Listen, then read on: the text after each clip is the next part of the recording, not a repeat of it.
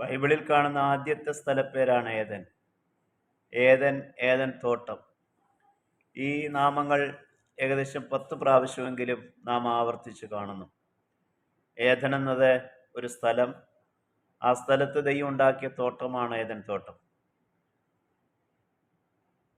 ഈ ഏദനിൽ നിന്ന് എടുക്കുവാൻ കഴിയുന്ന ചില ആത്മീയ പാഠങ്ങൾ. ഏദൻ എന്ന വാക്കിന്റെ അർത്ഥം ആനന്ദമെന്നാണ്.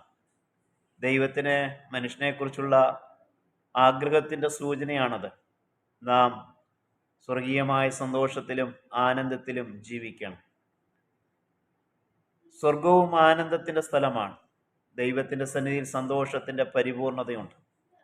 ദോഷകരമായത്, ദുഃഖകരമായതൊന്നും സ്വർഗത്തിലില്ല. പാപമോ ശാപമോ മരണമോ വേദനയോ കണ്ണുനീരോ ഒന്നും അവിടെയില്ല. ഏദൻ നൽകുന്ന മറ്റൊരു പാഠം ദൈവം ഉണ്ടാക്കിയ വാസസ്ഥലം, ഏദൻ തോട്ടം. ദൈവം നമ്മെ ആക്കുന്ന ഇടങ്ങളിൽ വാസസ്ഥലങ്ങളെ ഒരുക്കുന്ന ദൈവമാണ്. പാർക്കേണ്ടതിനായി നല്ല ഭവനങ്ങൾ. യഹോവ വീട് പണിയുന്നവനാണ്. നമുക്ക് വേണ്ടി ഭവനങ്ങളെ കർത്താവ് ഒരുക്കും. സ്വർഗവും ഒരു വാസസ്ഥലമാണ്. എൻ്റെ പിതാവിൻ്റെ ഭവനത്തിൽ അനേക വാസസ്ഥലങ്ങളുണ്ട്. ഞാൻ നിങ്ങൾക്ക് വേണ്ടി സ്ഥലം ഒരുക്കുവാൻ പോകുന്നു. ഞാൻ പോയി നിങ്ങൾക്ക് വേണ്ടി സ്ഥലമൊരുക്കിയാൽ, വാസസ്ഥലങ്ങൾ ഒരുക്കിയാൽ, ഞാൻ പാർക്കുന്നിടത്ത് നിങ്ങളും പാർക്കേണ്ടതിന്, ഞാൻ ഇരിക്കുന്നിടത്ത് നിങ്ങളും ഇരിക്കേണ്ടതിന്, പിന്നെയും വന്ന് നിങ്ങളെ എൻ്റെ അടുക്കൽ ചേർക്കുമെന്ന് കർത്താവ് ഉറപ്പായി വാഗ്ദത്തം നൽകി. അനുയായികളെയും അനുഗാമികളെയും അനാഥരായി വിടാതെ അവർക്ക് വേണ്ടി വീണ്ടും വരുമെന്ന് പറഞ്ഞിരിക്കുന്നത് കർത്താവ് മാത്രമാണ്. വാസസ്ഥലം, ഈ ഭൂമിയിൽ പാർക്കുവാനുള്ള വാസസ്ഥലം, സ്വർഗത്തിൽ നിത്യമായ വാസസ്ഥലങ്ങൾ. ഏദൻ നൽകുന്ന മറ്റൊരു പാഠം, ആദമിനും ഹവ്വയ്ക്കും വേണ്ട എല്ലാ ഭക്ഷണവും ദൈവം അവിടെ ഒരുക്കിയിരുന്നു. ഈ ഭൂമിയിലും നമുക്ക് വേണ്ട നല്ല ഭക്ഷണം, ശരിയായ ഭക്ഷണം, മതിയായ ഭക്ഷണം നൽകുവാൻ ദൈവം ശക്തനാണ്.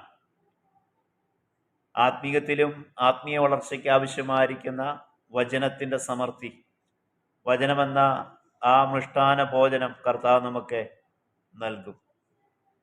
ഏദൻ തോട്ടം നൽകുന്ന മറ്റൊരു പ്രധാന പാഠം, അത് കൂട്ടായ്മയുടെ സ്ഥലമാണ്. വെയിലാറിയപ്പോൾ ദൈവം ഏദൻ തോട്ടത്തിൽ ഇറങ്ങി വന്നതിനെ കുറിച്ച് നാം വായിക്കും. ഈ ഭൂമിയിലെ നമ്മുടെ ജീവിതം ധന്യമായി തീരണമെങ്കിൽ ദൈവത്തോടുള്ള നിരന്തരമായ ശരിയായ കൂട്ടായ്മ ആവശ്യമാണ്. ആദാമ്യ പാപനിമിത്തം നഷ്ടപ്പെട്ട കൂട്ടായ്മ വീണ്ടും പുനർജീവിപ്പിക്കുവാൻ ദൈവം തന്നെ ഈ ഭൂമിയിലേക്ക് മനുഷ്യനായി വന്നു. യേശുക്രിസ്തു നമുക്ക് വേണ്ടി രക്ഷയുടെ പാത ഒരുക്കി. ആ കർത്താവിൽ നാം വിശ്വസിക്കുമ്പോൾ ദൈവത്തിൽ നകന്നുപോയ നമ്മുടെ ആത്മാവ് ദൈവത്തോട് വീണ്ടും അടുത്തു വരുന്നു. അങ്ങനെ കൂട്ടായ്മയുടെ ബന്ധം സജീവമാകുന്നു, ശക്തമാകുന്നു.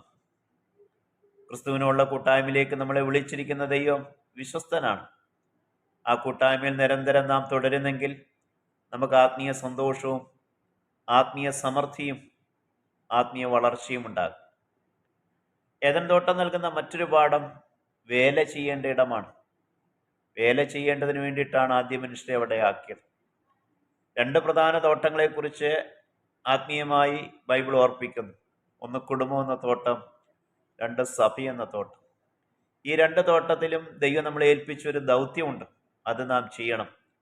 കുടുംബത്തോടുള്ള ബന്ധത്തിലും സഭയോടുള്ള ബന്ധത്തിലും കർത്താവ് ഏൽപ്പിച്ച ഉത്തരവാദിത്തങ്ങൾ, ദൗത്യം ചെയ്യണം. തോട്ടത്തിൽ വേല ചെയ്യണം.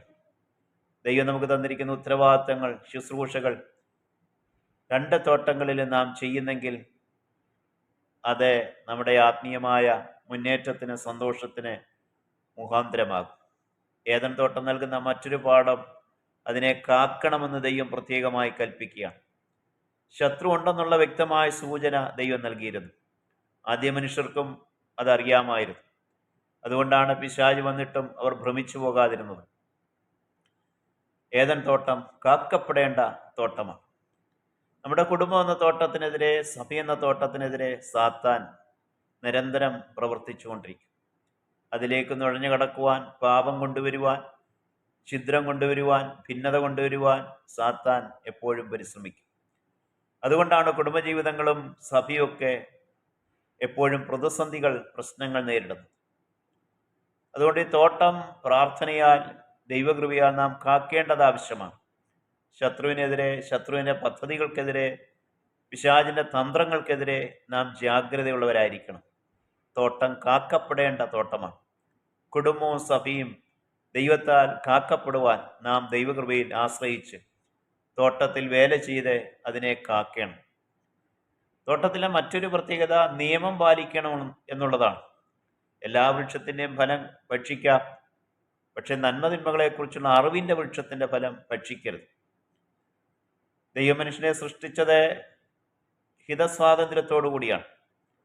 ബോധപൂർവം ദൈവത്തെ സ്നേഹിച്ച് ദൈവത്തെ അനുസരിക്കണം. അതുകൊണ്ടാണ് അങ്ങനെ ഒരു നിയമം ദൈവം വെച്ചിരുന്നത്. നിർഭാഗ്യവശാൽ മനുഷ്യൻ ദൈവത്തെക്കാൾ ഉപരി പിശാചിനെ വിശ്വസിച്ച് പിശാചിൻ്റെ വാക്കനുസരിച്ചു.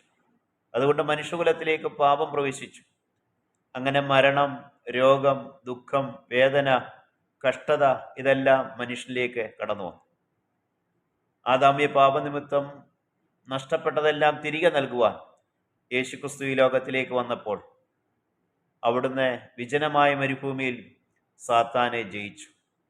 സമൃദ്ധിയുടെ ഏദൻ തോട്ടത്തിൽ ആദമും ഹവ്വയും പരാജയപ്പെട്ടപ്പോൾ വിജനമായ മരുഭൂമിയിൽ യേശു സാത്താനെ ജയിച്ചു. എല്ലാ സമൃദ്ധി ഉണ്ടെങ്കിൽ നാം ജയാളികളായി തീരുമെന്നും ജീവിതത്തിൽ ഒന്നുമില്ലെങ്കിൽ പരാജയപ്പെടുമെന്നുള്ള ചിന്ത വേണ്ട. ഒന്നുമില്ലായ്മയുടെ നടുവിലും ജയം തരാൻ നമ്മുടെ ദൈവം ശക്തനാണ്. ഏദൻ തോട്ടത്തിൽ നിന്ന് ഒഴുകുന്ന ഒരു നദിയുണ്ട്. ആ നദി 4 ശാഖകളായി പിന്നത്തേതിൽ പിരിഞ്ഞു. Pishon, ഗീഹോൻ, Hiddekel, ഫ്രാത്ത്. ഇതിൽ ഹിദ്ദേക്കൽ നദി ടൈഗ്രീസ് ആണ്, ഫ്രാത്ത് യൂഫ്രട്ടീസ് ആണ്. യൂഫ്രട്ടീസ് നദിയെക്കുറിച്ചൊരു പ്രവചനം കൂടെ വെളിപ്പാട് പുസ്തകത്തിലുണ്ട്. അന്ത്യകാലത്ത്, മഹാപീഡന കാലത്ത് അത് വറ്റി വരളും. ഏകദേശം 2800 കിലോമീറ്റർ ഒഴുകുന്ന ലോകത്തിലെ ഏറ്റവും വലിയ നദികളിലൊന്നാണ് യൂഫ്രട്ടീസ്. തുർക്കിയിൽ നിന്ന് ആരംഭിച്ച് സിറിയ, ഇറാഖൊക്കെ കവർ ചെയ്യുന്ന ഒരു നദി. 230 ലക്ഷം ജനങ്ങൾക്ക് പ്രയോജനം ചെയ്യുന്നൊരു നദി. സമർത്ഥമായി ഒഴുകുന്ന ഈ നദി വറ്റുമെന്ന് 1-ാം നൂറ്റാണ്ടിൽ കർത്താവ് യോഹന്നാനെ വെളിപ്പാട് നൽകുമ്പോൾ സൂചിപ്പിക്കുമ്പോൾ ഇതൊരു കാലത്ത് വിശ്വസിക്കപ്പെട്ടിരുന്നില്ല വറ്റുമെന്ന്. എന്നാൽ ഇന്ന് യൂഫ്രട്ടീസ് നദിയുടെ പല ഭാഗങ്ങളും വറ്റി തുടങ്ങിയിരിക്കുന്നു. ശാസ്ത്രജ്ഞന്മാരുടെ കണക്കൂട്ടലനുസരിച്ച് ഭാവിയിൽ പിന്നെയും അതിൻ്റെ അനേക ഭാഗങ്ങൾ വറ്റി വരളും. അത് നമ്മളെ സൂചിപ്പിക്കുന്നത് മഹാപീഡനകാലം സമീപമായിരിക്കുന്നു എന്നുള്ളതാണ്. യേശുവിൻ്റെ വരവിന് വേണ്ടി ഒരുങ്ങേണ്ടതിൻ്റെ ആവശ്യകതയും ഭൂമിയിലെ പ്രവചന നിവർത്തികൾ നമ്മെ ഓർമ്മിപ്പിക്കുന്നു. ഏദൻ തോട്ടം നൽകുന്ന ആത്മീയ പാഠങ്ങൾ ഉൾക്കൊണ്ടുകൊണ്ട് സ്വർഗീയമായ ആനന്ദത്തിൽ കർത്താവിനോടുള്ള കൂട്ടായ്മയിൽ ദൈവം ഈ ഭൂമിയിൽ ഒരുക്കി തരുന്ന നന്മകൾ അനുഭവിച്ചു സഭയാകുന്ന തോട്ടത്തിലും കുടുംബമാകുന്ന തോട്ടത്തിലും ദൈവം ഏൽപ്പിച്ച വേലകൾ, ദൗത്യങ്ങൾ പൂർത്തീകരിച്ചുകൊണ്ട് അവയെ പ്രാർത്ഥനയാൽ വചനത്തിൻ്റെ ഇരുവായ്ത്തലുള്ള ആത്മാവിൻ്റെ വാളിനാൽ കാത്തു സൂക്ഷിച്ചു. ദൈവം നമുക്ക് തന്നിരിക്കുന്ന സ്നേഹത്തിൻ്റെ നല്ല നിയമങ്ങളെ എപ്പോഴും പാലിച്ചുകൊണ്ട് ആത്മനദികൾ നമ്മളിൽ നിന്ന് ഒഴുകേണ്ടതിനായി ക്രിസ്തുവിൽ വിശ്വസിച്ച് നമുക്ക് ആത്മീയ ജീവിതം നയിക്കാം. അതിനായി ദൈവം കൃപ ചെയ്യട്ടെ എന്ന് പ്രാർത്ഥിച്ചുകൊണ്ട് പുതിയ മന്നയുടെ ഈ എപ്പിസോഡ് ഇവിടെ നിർത്തുന്നു. ദൈവമേവരെയും സമർത്ഥമായി അനുഗ്രഹിക്കട്ടെ. ആമേൻ.